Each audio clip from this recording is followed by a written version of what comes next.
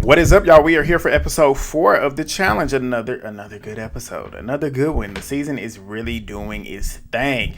Them new threats. They ain't fucking with the bets, boy. They ain't playing with it. But if y'all are new here, hit subscribe, thumbs up the video. Do that for me real quick. It's free of charge. It helps out with the video. Leave a comment. Drop a comment down below. I want to hear y'all's thoughts. Share the video as well. Subscribe if you're new. Let's get into it. Let's go. All right, so we get back to the house after the elimination. The elimination that wasn't an elimination. As we all know, Nia got sent home because she was DQ'd because she was injured.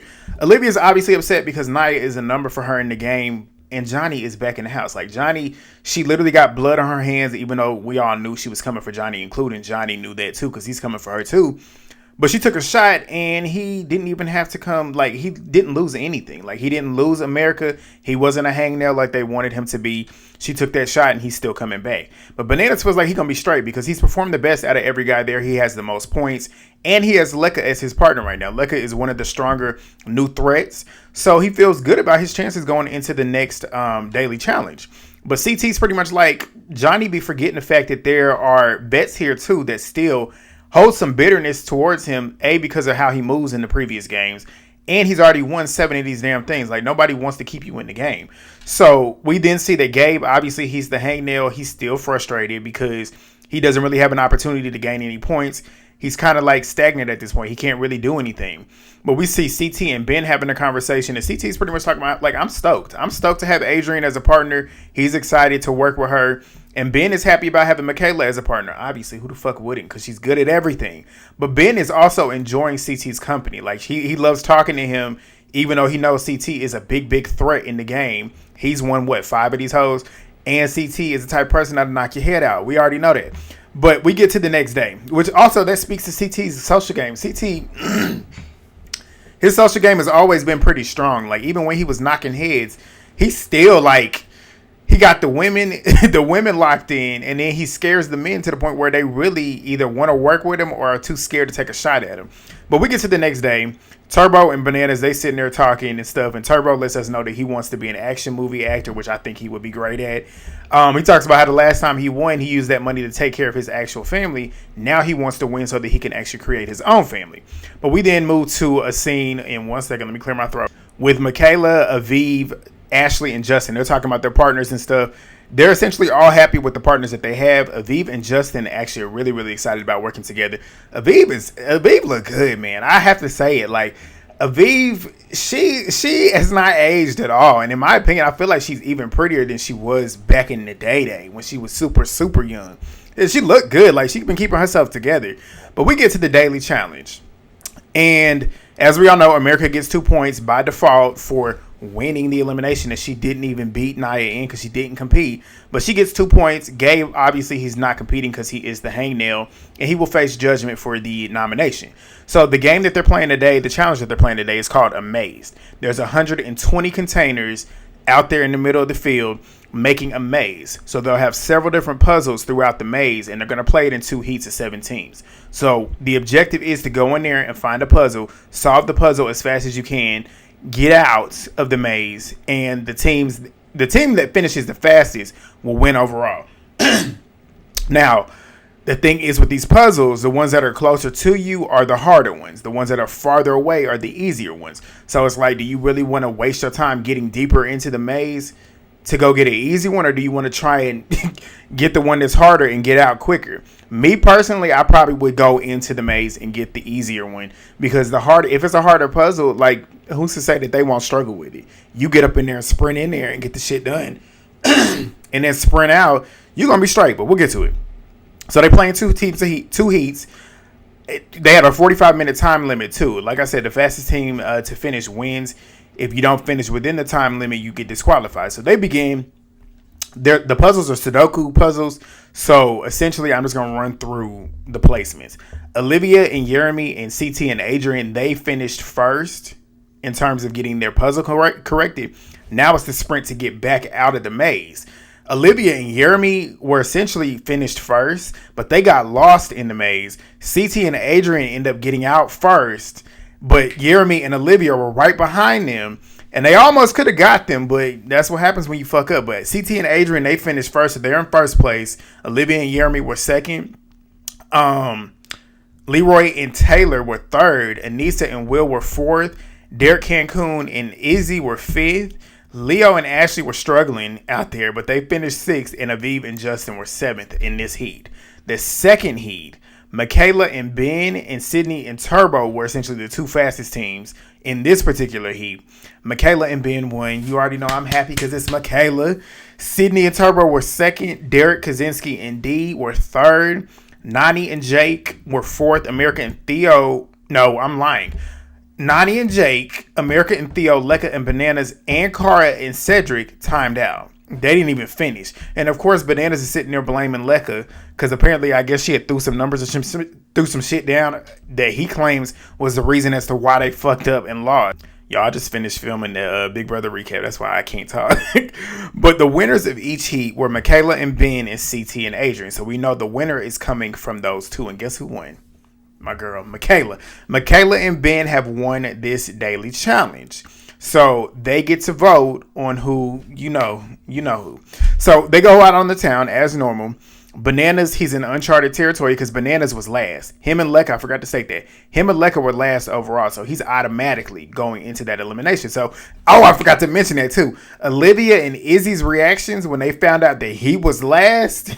Because they like, we don't even have to do all the hard work to get him in because he's automatically in there. Now we got to figure out, we got to get somebody in there that's going to send his ass home. So they go out on the town. Like I said, he's in uncharted territory because he's automatically in. He don't really have nothing else but to do but to get in there and focus on winning. But Izzy, Cedric, Olivia, Leo, and Adrian are talking with Theo. And they're talking about how Johnny being in the elimination after he stated I'm the challenge is just funny. Because you literally said that shit last week and now the very next week you in there. You swear that you're the top dog, but you dead last and you're automatically in the elimination. But Olivia thinks that Johnny would try and get them people to vote Theo in just to piss her off, which I can see that happening. But we get a scene of Michaela and Ben, and they're pretty much strategizing. He wants to know where her head is at because, like, playing the obvious route, as she stated, is not best for her game, which it isn't. Michaela thinks long term. She don't think basically off of personal issues. She thinks strategically. So she's like, there's a large group of people in this game, pretty much like she stated last episode. There's a large group of people in this game who have no clue what's going on in this game. And they don't move with strategy, and I need people to start moving with strategy. And the only option to sway people is a vet male. So Michaela says, like, the newbies, they play with their heart and don't play with their heads.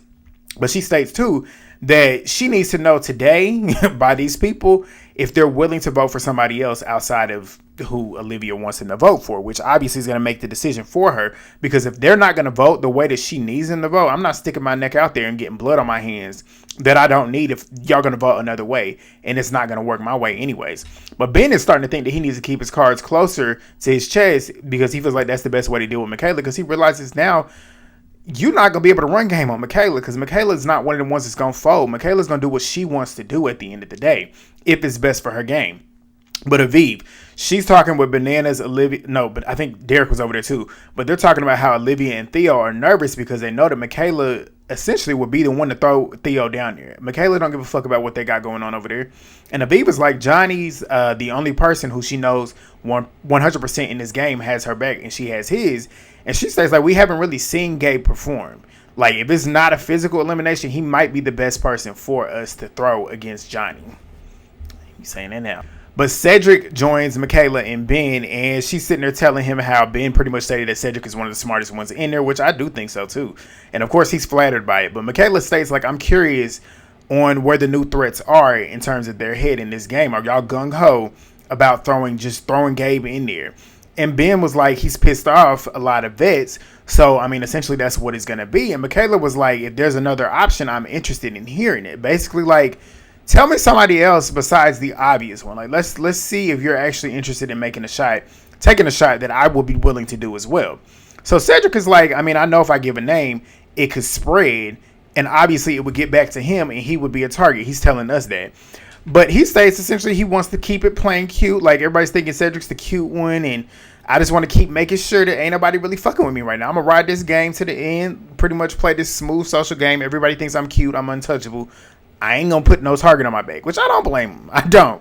But Michaela tells them, like, if you leave somebody off the table that everybody already hates in this game, and the game stays the same, you'll always have that option as a shield. And I'm like, exactly. And I said this in Big Brother, like, somebody who is a hot target, you don't take them out on your own. Like, if it's not a direct threat to you immediately, there's no reason for you to do it, because you know everybody else is going to do it. If they get power, why am I going to get that blood on my hands when they could possibly come back, when I know that all of y'all is going to take shots at them when you get power? If he's not directly coming for me, I'm not going for him. That's pretty much what Michaela's thinking, because you're basically doing Olivia's dirty work for her. But Michaela's like, nobody's really thinking about that. She states that Gabe pretty much trying to sacrifice himself is foolish, and you don't win favor by putting yourself in danger, and it's obvious how unconnected he is. She's not lying again, because not only that, if you throw yourself in, they're going to continue to throw you in, because at that point you don't care about your own safety. You want to be thrown in. So okay, I'm gonna keep doing it. Like, you already know how burn votes work. But Lecca and D, they join Michaela and Ben, and Lecca's pretty much like, we can start from the rookies. Like, you tell me where your vets are and see if we're working together. So she starts throwing out Izzy, Adrian, Taylor, Leo, and Jake as options that would sway for voting for Gabe.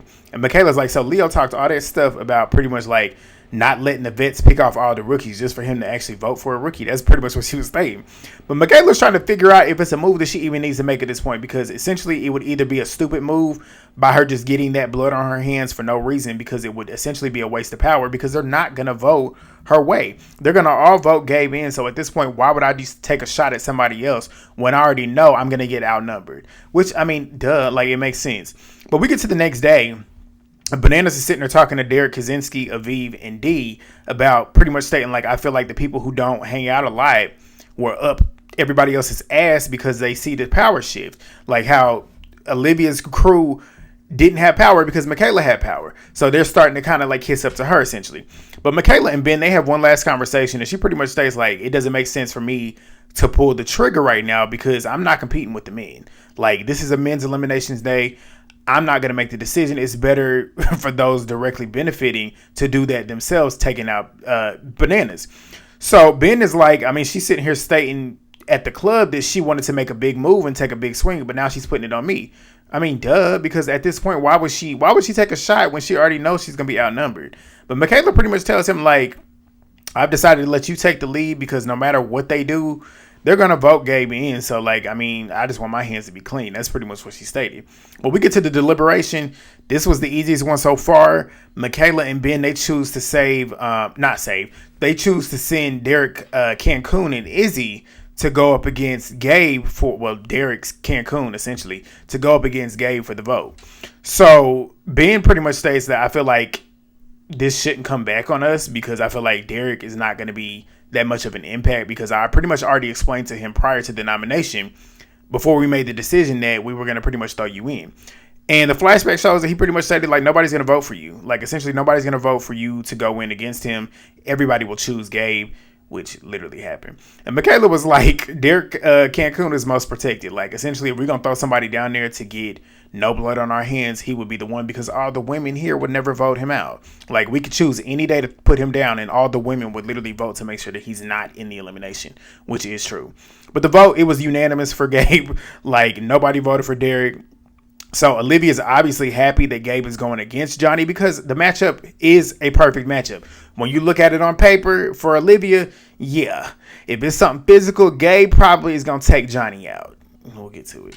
But Gabe, he knows that he and Bananas pretty much ruffled the most feathers. And if he's going to take somebody out, it might as well be the 7-time champion and get him back in good graces with everybody. I'm like, I don't think it would. Like, they're going to be happy that you got him out. But then again, you just sent home a 7-time champion. That puts even more of a target on your back. Like, what? You sent him home and you perform well doing it. You're going to go in there every time. I'm going to make sure you go in there every time until you're gone because I don't want to compete against you in the end. But he starts getting emotional with Jake, talking about how he feels like he's lost his confidence being here.